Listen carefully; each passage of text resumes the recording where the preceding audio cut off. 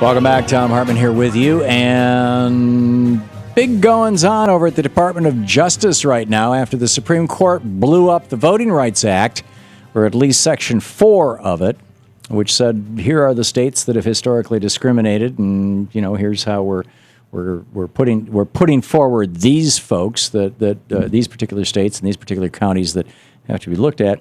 The Justice Department is saying, no, there's another way around this. We can go back to this. And I find this absolutely fascinating. Myrna Perez is with us. She is the Senior Counsel and Deputy Director of the Democracy Program at the Brennan Center for Justice. The website for that center, of course, is brennancenter.org. Myrna, welcome back to the program. Thank you so much for having me. I appreciate it. It is a very interesting topic. I'm glad you're doing it. I think it's fascinating that this actually might even work out better if we get the right judge and they can pull it off, unless I'm wrong on this, because this would allow a judge to actually bring in some of the places like in Pennsylvania where you've got a Republican state legislator bragging about the fact that gerrymandering and voter suppression ID laws are going to help the Republican Party. Well, I don't think it's accurate to say better. What I do think is accurate is to say that the voting rights community and voters are lucky that we have multiple tools to be able to combat race discrimination in voting, because, as you mentioned, the Supreme Court rendered inoperable the most effective tool that we had. And being in the position that we're in, people are going to need to be creative and utilize the other provisions of the Voting Rights Act and other things like state and federal constitutions and state laws and other federal statutes to be able to protect voters. But that is not going to put us back on the kind of ground that we had before the Shelby County decision. But part of what it is that civil rights lawyers do is continue to move forward. My hope is that that we'll see some successful suits using some of these other tools, and that we'll be able to convince Congress that they need to act to revisit and revise the Voting Rights Act as the Supreme Court invited them to do. Yeah, although you have Republicans blatantly. Well, actually, let me, if I may, are you familiar with Paul Weyrich? I'm not. Okay, not this sure. is the guy in 1980 who was in charge of the direct mail part of Ronald Reagan's campaign, one of his senior campaign advisors. He was the co-founder of the Heritage Foundation and the co-founder of the American Legislative Exchange Council, ALEC, the group that has been producing these voter suppression ID laws. And this is a speech that he gave to a group of Republican activists, this is just 20 seconds out of it, to a group of Republican activists in a church in Dallas, Texas in 1980 during Reagan's campaign for presidency. Here he is. Now, many of our Christians have what I call the goo-goo syndrome, good government. They want everybody to vote. I don't want everybody to vote. Elections are not won by a majority of people. They never have been from the beginning of our country, and they are not now. As a matter of fact, our leverage in the elections, quite candidly, goes up as the voting populace goes down. There you go. That was 33 years ago.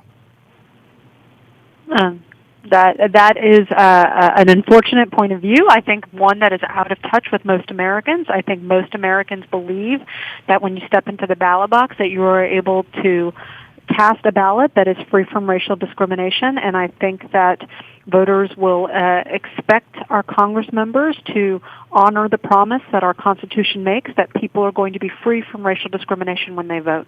So what are the tools that the Department of Justice, we have Eric Holder now saying, you know, Texas isn't going to be the last, that we're going to use the remaining parts of the Voting Rights Act, that he has evidence of ulterior motives, shall we say, in some of the gerrymandering that's going on and other things going on in Texas.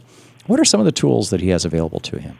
Sure. Well, there's Section 2 of the Voting Rights Act, which is a provision that applies nationwide. It prevents a tool or device, which is broadly interpreted, that prohibits a tool or device from making it enable for voters to be able to fairly participate in the electoral process. And then we have Section 3 of the Voting Rights Act, which is what is covered here under the Texas case, in which the Department of Justice or an advocate could have a court make a finding whereby the jurisdiction would be subject to preclearance in some sort of manner. And so when I say preclearance, I mean they would be needing to submit their election changes before they got into effect. And the reason that Section 3 is different from perhaps Section 5, which was the part that was rendered inoperable by the Shelby County decision, is because Section 3 only becomes triggered when there's a finding of intentional discrimination. And in this day and age, it becomes very, very difficult to find someone so lacking in sophistication that they are careless about what it is that they say or what it is that they write. And it's very, very difficult to be able to meet the standard of intentional discrimination. Texas is in a different predicament because a 3-judge court found just last year that in their redistricting plans, the legislature engaged in intentional discrimination. So it's a very interesting case to watch. Now, I know that another suit claiming or seeking Section 3, the bail-in provision, was filed last Friday, having to do with Alaska. Now, here's Mike Turzai. He's the #1 Republican in the state of Pennsylvania. He's the Speaker of the House of Representatives in that state. Listen to this. Voter ID, which is going to allow Governor Romney to win the state of Pennsylvania. Done. Isn't that prima facie evidence of something? It's certainly prima facie evidence of something. I think, right now they're having the voter ID trial in Pennsylvania. I think we're all waiting and watching to see how that comes out. I think what's important for the readers to realize is that, these big ticket items like, voter ID laws, those get a lot of splash and attention because they are statewide and because they happen in a process whereby there is a lot of media attention, but we also need to be very mindful that we can have discrimination on the local level and part of the corners of the country where they don't have beat reporters. And, it's extra important that we remain very vigilant in those communities because we're less likely to see the elite national media reporting on those issues. How are those kind of things typically done? I know, William Rehnquist made his chops in Arizona Republican politics by standing outside polling places in Native American communities and basically threatening people, demanding to see their ID and challenging them and scaring them off. But that was in the 60s. I mean, are they still doing that kind of thing? Well, the kinds of changes that we are concerned about are those changes that happen outside public scrutiny. So, for example, in a local election, canceling the election right before the election, or changing how they elect people. So, moving from a system whereby people are elected to a body that now people are appointed, or moving polling place locations and not telling anybody right before an election. Those are the kinds of things that are hard to find out about unless you live in that community and somebody in that community sounds the alarm. Right. So these are more structural. We're really hoping that your readers will be, that your viewers will be listening out for these kinds of issues, and when those things kind of happen, report them as they can. And they can report them to you at the Brennan Center? They should call 866-OUR-VOTE.